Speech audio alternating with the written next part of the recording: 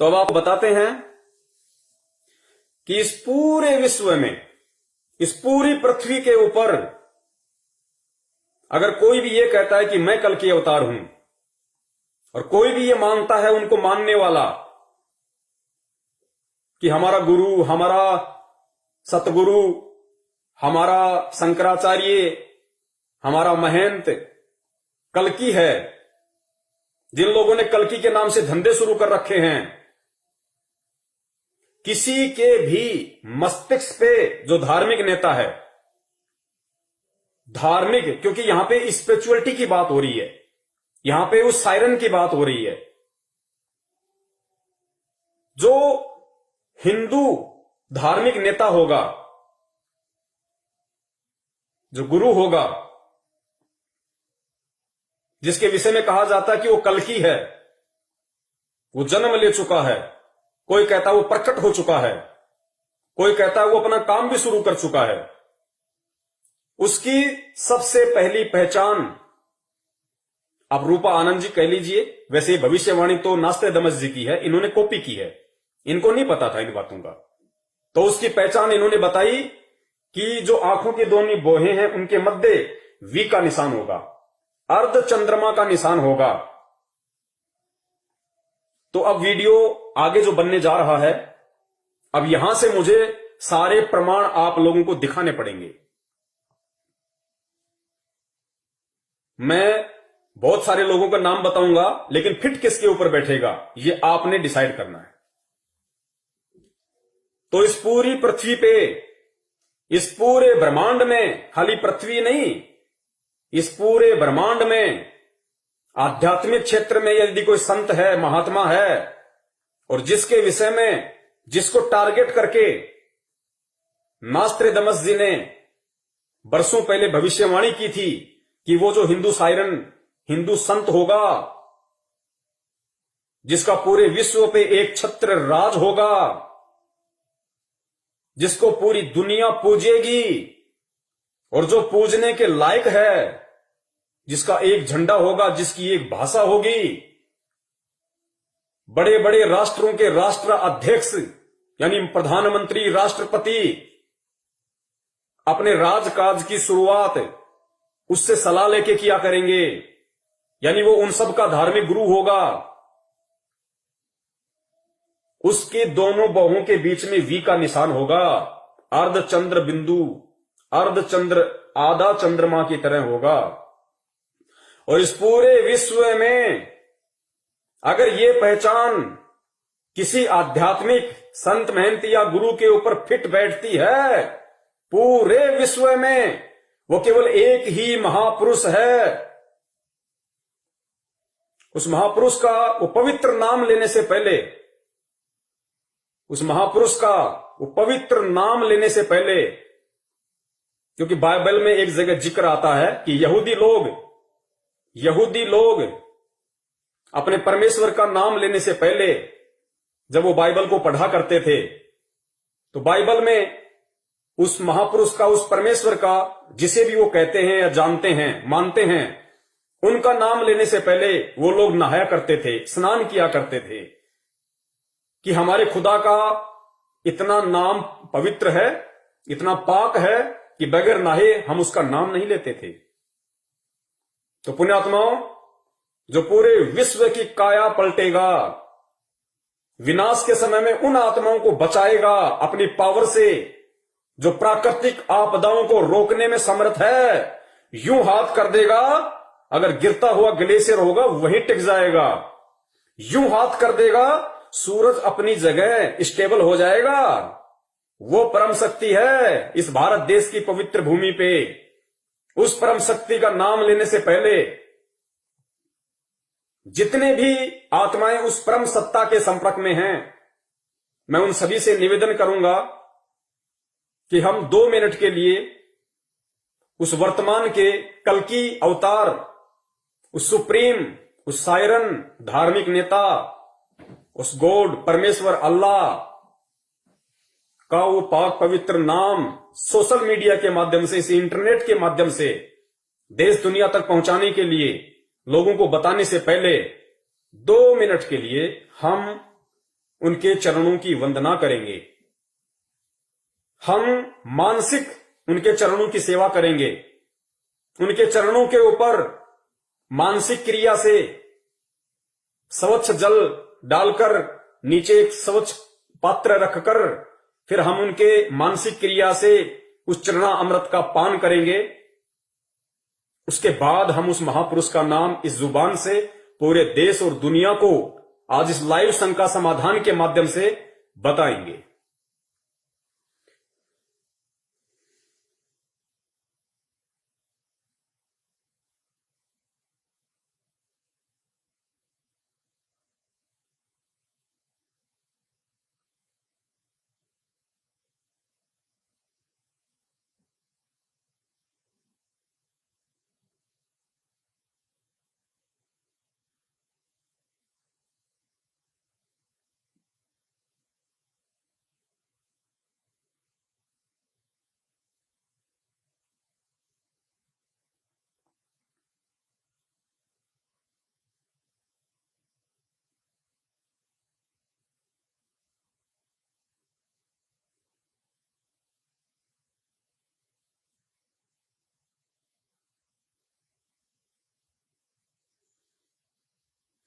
जय जगत गुरु, जय भारत। तो पुण्यात्माओं, मेरे भाई और बहनों, आज का ये लाइव प्रोग्राम देखने वाले आप सभी मेरे मित्रों, मैंने पहले कहा था श्री रामचंद्र जी त्रेता युग में आए थे तो कोई जानवर बन के नहीं आए थे, इंसान के रूप में आए थे, सर पे सींग लगा के नहीं आए थे। लेकिन उस समय वो विष्णु जी थे, विष्णु जी के अवतार थे। लेकिन इतिहास उठा के देख लो, क्या त्रेता युग में जिस समय वे धरती पे मौजूद थे, क्या किसी ने उनको भगवान विष्णु का अवतार माना? क्या किसी ने उनको भगवान की दृष्टि से देखा? किसी ने नहीं देखा। लोगों ने उनके साथ में वैर भाव किया। खुद उन्हीं के परिवार की उनकी एक सौतेली मां ने अपने पुत्र भरत को राजगद्दी प्राप्त करवाने के लिए उनको 14 वर्ष का या 12 वर्ष का जो भी था, उनको वनवास दिलवा दिया, जंगल में भटकने के लिए मजबूर कर दिया। क्या खुद उनका परिवार, क्या खुद उनकी सौतेली मां उनको भगवान मान पाई? ये इस बात का सबूत है, प्रमाण है कि खुद उनके घर वाले ही उन्हें भगवान नहीं मानते थे। रावण अगर उन्हें परमात्मा मानता, भगवान मानता, विष्णु का अवतार मानता, तो रावण को यह भी पता होना चाहिए था कि भगवान विष्णु की पत्नी उसकी मां के समान है। लेकिन उस दुरात्मा ने श्री रामचंद्र जी को विष्णु भगवान का अवतार नहीं माना और सीता जी का अपहरण किया। अयोध्या वासियों ने केवल एक अच्छा राजा माना, भगवान नहीं माना। द्वापर युग में आ जाइए, श्री कृष्ण जी, क्या जिस समय वो धरती पे 200 वर्ष तक रहे, क्या किसी ने उनको भगवान माना? क्या किसी ने उनको विष्णु माना? क्या किसी ने उनको विष्णु का अवतार माना? जरासेन, काल्यावन, पूतना, पता नहीं कितने नाम आपको अच्छे से पता होगा। सबने उनके साथ में वैर भाव किया, लड़ाइयां की। खुद का मामा दुश्मन हो गया। क्या खुद का परिवार उन्हें परमात्मा मानता था, विष्णु का अवतार मानता था? नहीं माना। लेकिन आज इतने वर्ष बीत जाने के बाद घर घर में उनकी पत्थर की मूर्तियां बना के उनको पूजा जाता है। उनसे कुछ मांगने की दृष्टि से अगरबत्तियां जलाई जाती हैं, अरदास की जाती है, मन्नतें मांगी जाती है। लेकिन क्या आज वो आपकी मन्नतें पूरी कर देंगे? क्या मूर्ति आपकी मन्नतें पूरी कर देंगी? 21वीं सदी के इंसान हो, शिक्षित हो, टेक्नोलॉजी है, विचार करो। अगर आपके पेट में दर्द है, आपको हॉस्पिटल याद आएगी। हॉस्पिटल में आप गए, वहां पे डॉक्टर साहब बैठे हुए हैं, आपने डॉक्टर को जाके अपनी तकलीफ बताई, डॉक्टर ने स्टेथोस्कोप निकाला, आपको चेक किया, आपकी समस्या को जाना, पहचाना, समस्या के अकॉर्डिंग फिर आपका इलाज किया, आपको मेडिसिन दी, तो आपको लाभ हुआ। तो जिस समय त्रेता में भगवान राम थे, द्वापर में भगवान श्री कृष्ण जी मौजूद थे, शरीर में थे, उस समय यदि उन्हें कोई भगवान मानता, उन्हें विष्णु का अवतार मानता और उस दृष्टि से उनके साथ में व्यवहार करता, तो अवश्य वो उस समय उस व्यक्ति की हेल्प करते, मदद करते, सहायता करते। लेकिन आज इतने वर्ष बीतने के बाद फिर यदि वो व्यक्ति फिर किसी दिन हॉस्पिटल जाता है, उसको कोई और समस्या हो जाती है, फिर वही व्यक्ति दोबारा से हॉस्पिटल जाता है, यह सोचकर कि डॉक्टर साहब मिलेंगे और पिछली बार की तरह मेरा इलाज करेंगे, मुझे राहत प्रदान करेंगे। और अब की बार जब वो हॉस्पिटल जाता है तो मालूम पड़ता है कि डॉक्टर साहब का तो निधन हो गया, और उसी हॉस्पिटल में डॉक्टर साहब की संगमरमर की एक 6 फुट की गले में स्टेथोस्कोप लटका हुआ बहुत अच्छी एक मूर्ति बना रखी है। अब वो व्यक्ति क्या उस पत्थर की मूर्ति को अपने पेट की पीड़ा बता सकता है?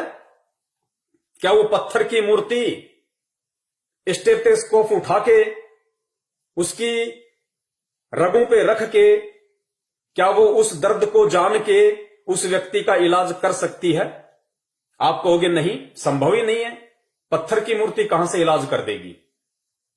वो तो जब मौजूद थे डॉक्टर साहब तो खुद वो चेक करते, देखते, जानते, पहचानते, फिर उसको कोई मेडिसिन देते तो उस व्यक्ति को लाभ होना था। अब डॉक्टर साहब की पत्थर की मूर्ति के आगे चाहे अगरबत्ती करो, चाहे दंडवत करो, चाहे हाथ जोड़ो, चाहे कितना ही सुबह से शाम तक बोलते रहो, चीखते रहो, चिल्लाते रहो, वो डॉक्टर वो पत्थर की मूर्ति के कान ना तुम्हारी आवाज को सुन सकते हैं और उस पत्थर की मूर्ति की आंखें ना तुम्हारे दर्द को देख सकती है। तो इलाज कैसे होगा? यही स्थिति वर्तमान में श्री कृष्ण और श्री रामचंद्र जी की मूर्ति बना के भगवान मान के जो पूजा जा रहा है, आप कंपेयर कर लीजिए। ये शिक्षा आपको परमेश्वर ने इसीलिए दी है कि आप समझें, आंखें खोलें। मानव शरीर केवल परमात्मा प्राप्ति के लिए मिलता है, भक्ति करने के लिए मिलता है, आडंबर और पाखंड के लिए नहीं मिलता है। तो आज वो पत्थर की मूर्तियां हमें कदापि लाभ नहीं दे सकती। तो कहने का मतलब है, आज आपको जिस सुप्रीम का नाम बताया जा रहा है, जिस अवतारी शक्ति के विषय में बताया जा रहा है, अगर आप समझदार हो, 21वीं सदी के सभ्य इंसान हो और वास्तव में यदि आपको लाभ लेना है, तो वो परम शक्ति आज इस पृथ्वी पे ठीक उसी प्रकार मानव शरीर में प्रकट है, मानव शरीर में विद्यमान है। जिस प्रकार त्रेता में श्री रामचंद्र जी थे, द्वापर में श्री कृष्ण चंद्र जी थे। तो लाभ लेना है तो उनके विषय में जान के, बहुत अच्छे से पहचान के और विचार करके, मनन करके, मंथन करके निष्कर्ष निकालना वीडियो एंड तक देख के, क्योंकि अभी शुरुआत है, अभी केवल भूमिका बनी है। उस महान शक्ति का आपको नाम बताया जाएगा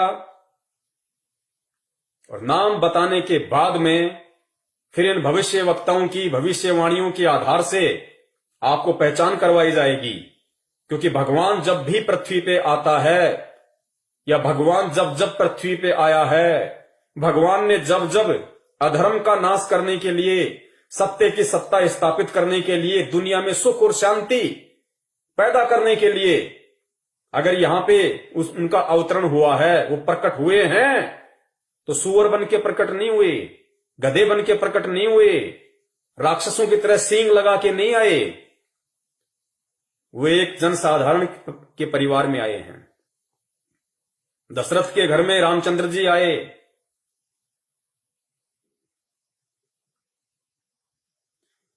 और द्वापर युग में नंद जी के घर पे श्री कृष्ण जी आए।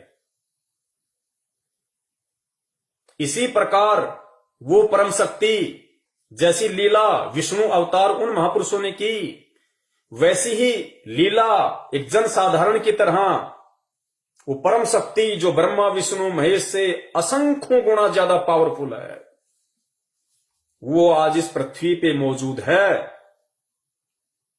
जिसका गुणगान चारों वेद करते हैं। गीता जी जिसकी महिमा का गुणगान करती है, वो महापुरुष आज इस पृथ्वी पे प्रकट है, जिसे इन भविष्य वक्ताओं ने कल्कि का नाम दिया है, वर्तमान समय वाले कल्कि का नाम, कि वो आ चुका है, अपना काम शुरू कर चुका है। और प्रथम पहचान के रूप में रूपा आनंद जी ने नास्त्रेदमस की भविष्यवाणी का हवाला देते हुए और उत्तराखंड के सभी साधु संतों की मीटिंग के बाद में जो पहचान बताई गई कि वो जो कल्कि होगा, जो महापुरुष होगा, जो अवतारी शक्ति होगी, जिसके बराबर कोई भी समर्थ नहीं होगा, उसके मस्तिष्क पे अर्धचंद्र का निशान होगा, वी का निशान होगा। तो वो परम शक्ति, वो महापुरुष, वो साइरन द ग्रेट, वो नास्त्रेदमस का हिंदू नेता, वो ब्रह्मा विष्णु महेश दुर्गा और काल का पालक, जो उनका भी पेट भर रहा है, और जो आज एक सामान्य व्यक्ति की भूमिका में इस भारत देश की पवित्र भूमि पे प्रकट है, उनके चरण कमल इस पृथ्वी को स्पर्श कर रहे हैं। वो परम शक्ति गांव धनाना, जिला सोनीपत, हरियाणा, और उस परम शक्ति का नाम है परम पूज्य परम पिता परमेश्वर, सारी सृष्टि के रचनहार, कुल मालिक कबीर साहेब सतगुरु रामपाल जी महाराज। बंदी छोड़ सतगुरु रामपाल जी महाराज की जय हो।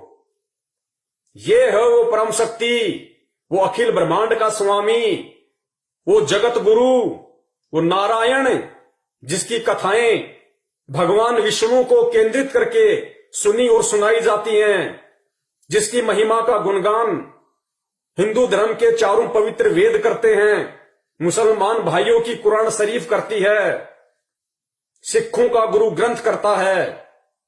वो महापुरुष, वो परम शक्ति, वो परम सत्ता, वो साइरन द ग्रेट, वो भविष्यवाणियों में भविष्य वक्ताओं का कल्कि, वो सुप्रीम पावर, वो सुप्रीम गॉड, जिसे राम कह लीजिए, खुदा कह लीजिए, अल्लाह कह लीजिए, वाहि गुरु कह लीजिए, वो परम सत्ता परम पूज्य सतगुरु रामपाल जी महाराज जी हैं। अब आगे आपको एक एक पॉइंट के आधार पे, इन भविष्य वक्ताओं की भविष्यवाणियों के पॉइंट के आधार पे साबित किया जाएगा, क्योंकि कहते हैं कि हाथ कंगन को आरसी क्या और पढ़े लिखे को फारसी क्या। ये मैं नहीं कहूंगा, आप ही के भविष्य वक्ता, जिनको आप लोगों ने सुप्रीम बना रखा है, जिनके यूट्यूब पे वीडियो चलते हैं, जिन्होंने भविष्यवाणियां कर रखी हैं, और इन्हीं भविष्य वक्ताओं ने जो पहचान उस कल्कि को लेके की है, उस सुप्रीम को लेके की है, कि वो प्रकट हो चुका है।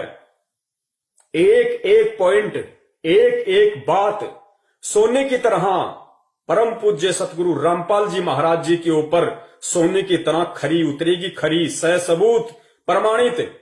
और सबूत देखकर भी अगर कोई दुरात्मा सत्य को स्वीकार नहीं करती है, तो विनाश के समय में उसकी सुरक्षा, उसकी रक्षा इस ब्रह्मांड में कोई नहीं कर सकेगा। क्योंकि अगर एकमात्र रक्षक, संरक्षक इस पृथ्वी पे यदि मानव जाति का कोई होगा, केवल परम पूज्य सतगुरु रामपाल जी महाराज जी होंगे, जो स्वयं साक्षात पूर्ण ब्रह्म परमेश्वर कबीर साहिब जी हैं। स्वयं कबीर परमेश्वर हैं। भगवान आएगा, सींग लगा के नहीं आएगा। और गीता जी में कहा गया है कि अर्जुन, अगर तुझे पूर्ण संत की, तत्वदर्शी संत की पहचान करनी है, अपना आत्म कल्याण, अपना उद्धार करवाना है, तो उसकी पहचान सिर्फ ज्ञान से होगी, बाह्य आडंबरों से पहचान नहीं होगी। जटा रखवाली, किसी ने बिल्कुल खोपड़ी बिल्कुल सपाचट करवा रखी है, किसी ने मूछें करवा रखी है, किसी ने दाढ़ी करा रखी है, गले में बड़ी बड़ी मालाएं पहन रखी हैं, कानों में बड़े बड़े कुंडल पहन रखे हैं, या कोई नंगा फिरता है, कोई आधे कपड़े पहन के फिरता है, ये पहचान परम संत की नहीं होती। उस परम संत की जो स्वयं पूर्ण परमात्मा कबीर साहिब जी होते हैं, उनकी पहचान सिर्फ और सिर्फ ज्ञान से होगी। कौन से ज्ञान से? जो पवित्र गीता जी में वर्णित है, जो पवित्र चारों वेदों में वर्णित है, जो पवित्र मुसलमान धर्म की कुरान शरीफ में वर्णित है, जो पवित्र गुरु ग्रंथ साहिब जो सिखों का है उसमें वर्णित है। बाइबल में जिसकी पहचान है, केवल वही एकमात्र परम सत्ता, परम शक्ति, सुप्रीम सायरन, कल्कि, उनको कुछ भी कह लीजिए, क्योंकि सारी उपमाएं केवल उस परम पिता परमेश्वर के लिए हैं, जो परम पूज्य सतगुरु रामपाल जी महाराज जी के रूप में धरती पे प्रकट हैं। तो वो जो अर्धचंद्र की जो बात कही गई है, वी फॉर विक्ट्री की जो बात कही गई है, इस पूरे ब्रह्मांड में आध्यात्मिक क्षेत्र से जुड़ा हुआ यदि कोई संत, महात्मा, पीर, पैगंबर, कुतुब, ओलिया, काजी, मुल्ला, पंडित, शंकराचार्य, संत, महंत, पादरी, पोप, अगर कोई है इस दुनिया में जिसके मस्तिष्क पे, जिसकी बाहों के मध्य अगर अर्धचंद्र का साइन है, वी का निशान है, केवल वो महापुरुष परम पूज्य सतगुरु रामपाल जी महाराज जी हैं। अपनी आंखों का चश्मा उतार के अच्छे से उनकी फोटो को जूम करके और आंखों से पहले अपने दिल और दिमाग को साफ करके देखना, स्पष्ट दिखाई देगा। प्रमाण आपको दे देते हैं। हालांकि मैं फोटो दिखाऊंगा, आपको साफ दिखाई नहीं देगी। इंटरनेट से देख लेना, यूट्यूब पे देख लेना, गूगल पे देख लेना। लाखों की संख्या में परमपिता परमेश्वर जी के संत रामपाल जी महाराज जी रूप वाले, स्वरूप वाले इस बॉडी की, इस चेहरे की फोटोएं डली हुई है। आंखों से पहले दिल और दिमाग को साफ करना मत भूलना। स्पष्ट दर्शन देगा परमेश्वर, स्पष्ट दिखाई देगा। सुनिए, परमपिता परमेश्वर सतगुरु रामपाल जी महाराज जी ने अपने सत्संगों में बहुत समय पहले ही इस बात का जिक्र कर दिया था। अपने बच्चों को दृढ़ता देने के लिए, अपनी पहचान करवाने के लिए नास्त्रेदमस की इसी भविष्यवाणी को पढ़ा के, जिक्र करके सुन लीजिए।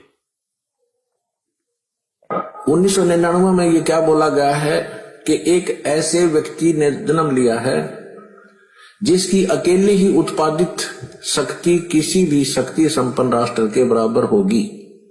वह एक भाषा, एक संस्कृति, एक धर्म की आचार संहिता सर्जन करेगा। यहां देखिएगा 43 पृष्ठ पे यह लिखा है कि दिव्य देहधारी पुरुष ने जन्म लिया है। वे सबके मन में प्रसन्नता भरेंगे, दुनिया भर के कष्ट दूर करेंगे। अन्यायी और अत्याचारियों को भी वह ठीक करेंगे। रात्रि के प्रथम पहर में जब मैं प्रगाढ़ निद्रा में होता हूं तो स्वप्न में एक दिव्य पुरुष को देखता हूं, दिव्य व्यक्ति को।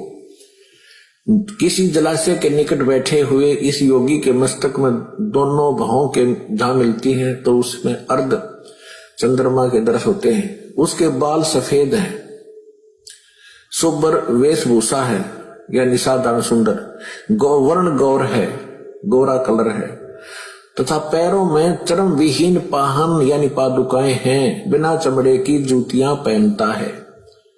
आज तो हमने पूरे अनुयायियों से कोई बैन लगा रखा है कि चमड़े की जूती तुमने पहननी है नहीं, मैं तो पैरूं था कितने।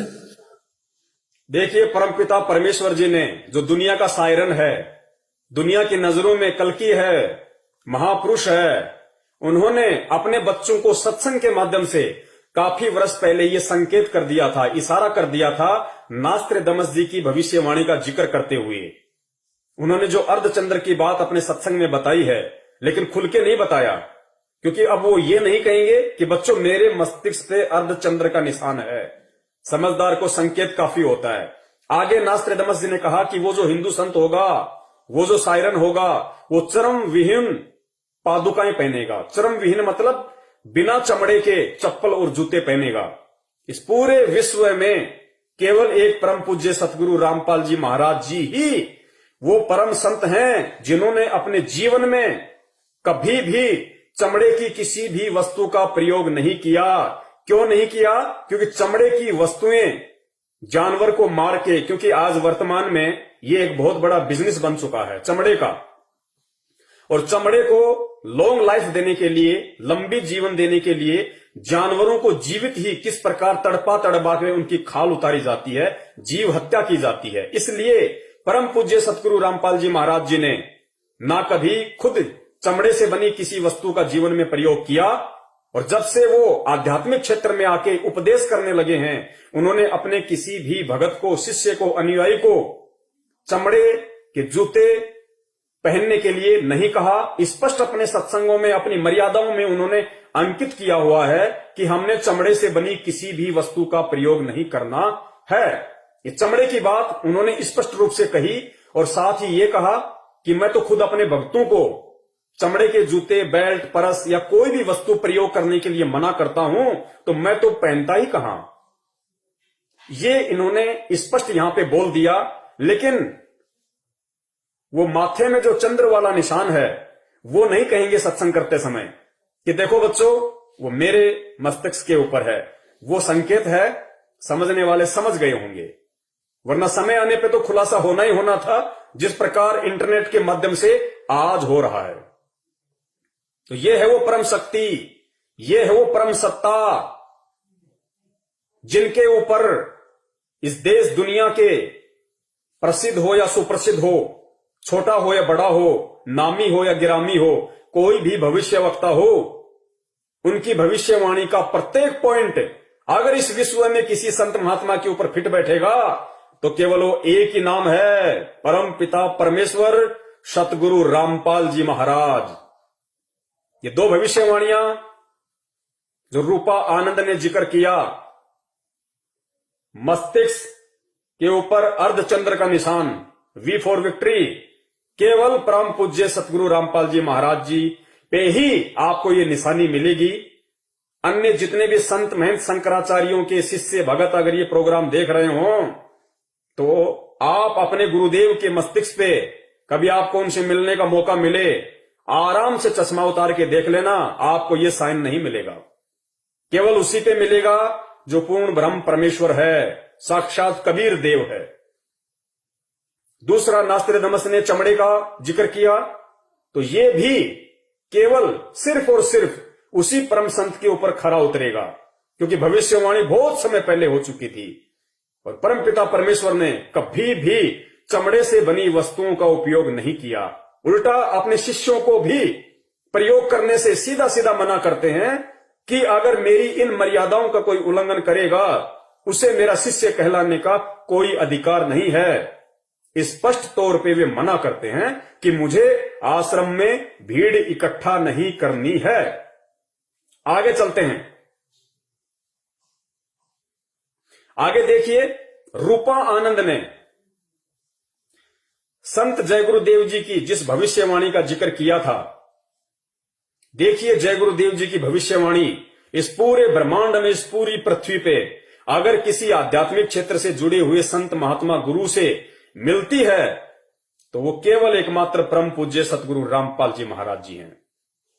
8 सितंबर 1971 को ये पूरी दुनिया जानती है, शाकाहारी बाल संघ जो पत्रिका है, आज से लगभग 50 वर्ष पहले जो छपने लगी थी, जय गुरुदेव पंथ के मेरे भाई बहन अच्छे से जानते होंगे इस बात को, कि संत तुलसीदास जी ने शाकाहारी बाल संघ एक पत्रिका निकाली थी, और उन्होंने जितनी भी भविष्यवाणियां की, वो भविष्यवाणियां उस समय उन पत्रिकाओं में लिखी जाती थी, उनका प्रचार प्रसार किया जाता था। और जय गुरुदेव जी की जो एक भविष्यवाणी है, उसके विषय में आध्यात्मिक क्षेत्र से जुड़े हुआ लगभग प्रत्येक व्यक्ति परिचित है।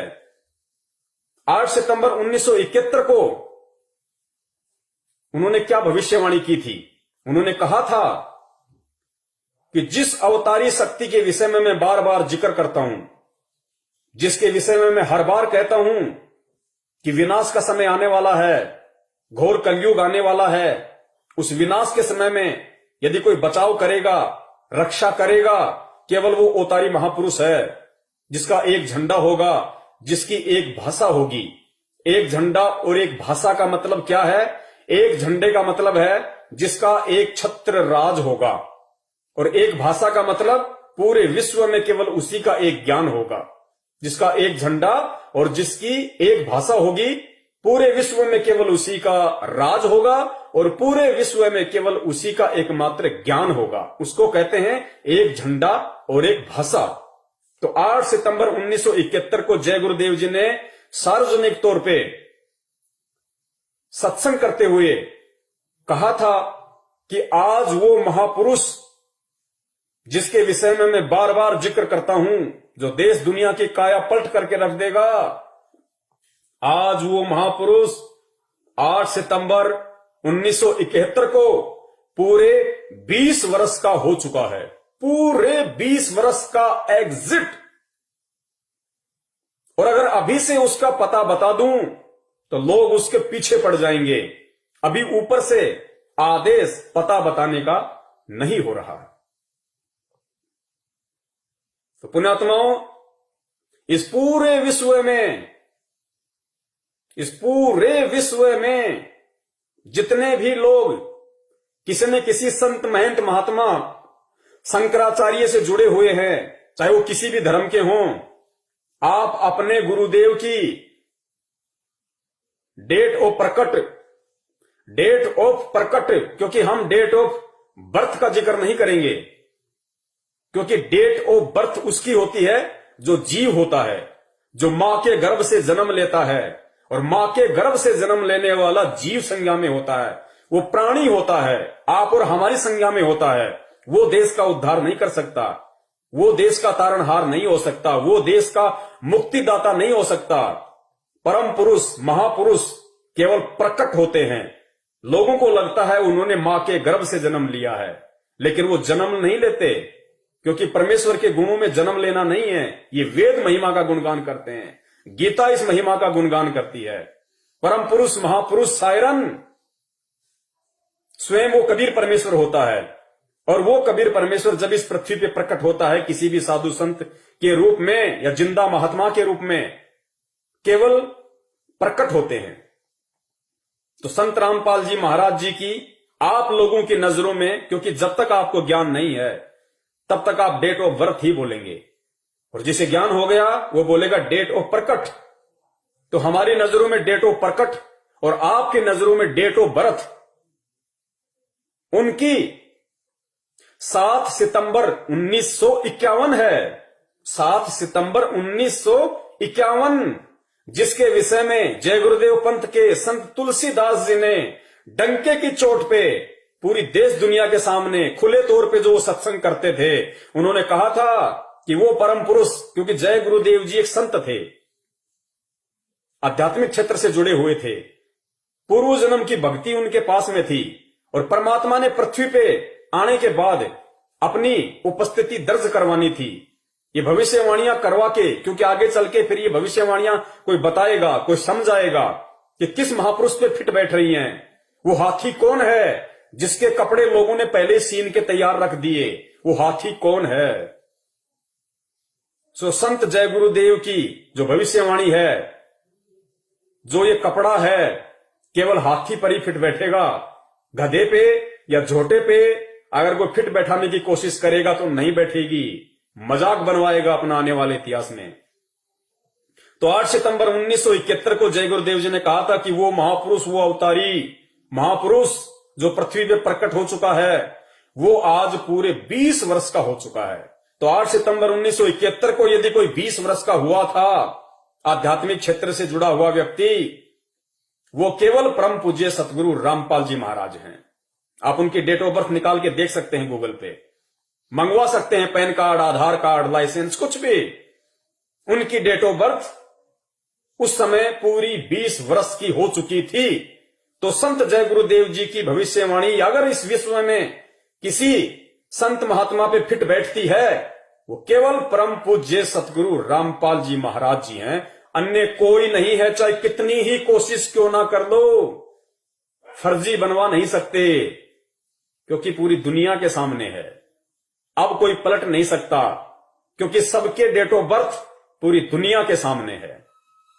इसलिए जो समझदार व्यक्ति होगा, जो बुद्धिमान व्यक्ति होगा, जो परमात्मा प्रेमी आत्मा होगी, उसको ये सारे प्रमाण और किस व्यक्ति पे फिट बैठ रहे हैं उसको स्वीकार करने चाहिए, स्वीकार कर लेने चाहिए और अपना आत्म कल्याण उस महापुरुष की शरण में आके करवा लेना चाहिए। अब सुनिए परम पूज्य सतगुरु रामपाल जी महाराज जी का एक छोटा सा सत्संग, जिसमें उन्होंने जय गुरुदेव पंथ के संत तुलसीदास जी की उस भविष्यवाणी को उन्हीं की शाकाहारी पत्रिका से पढ़ के बनाया, सुनाया है। सुनिए।